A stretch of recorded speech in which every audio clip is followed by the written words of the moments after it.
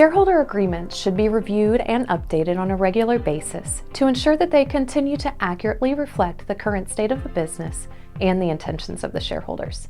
There are a few key events or circumstances that may trigger the need for a review and update of a shareholder agreement.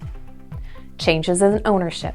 If there are changes in the ownership structure of the business, such as the issuance of new shares or the sale of existing shares, the shareholder agreement should be reviewed and updated to reflect these changes. Changes in the business.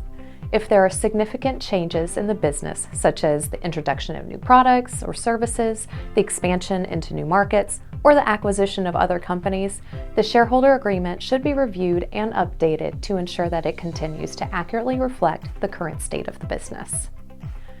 Changes in laws or regulations.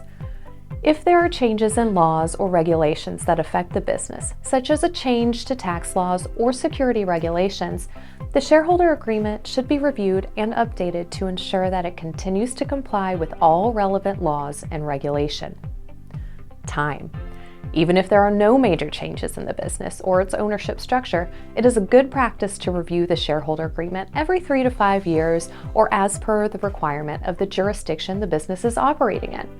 This will ensure that the agreement is still relevant and that it continues to accurately reflect the intentions of the shareholders. It is important to note that it is always recommended to review the agreement with the help of a legal expert, as they can advise on any changes that may be required to ensure that the agreement remains legally binding and enforceable.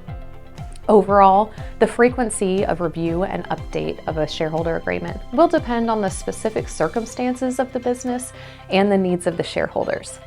By regularly reviewing and updating the agreement, a business can ensure that they continue to accurately reflect the current state of the business and the intentions of the shareholders, and that it remains legally binding and enforceable.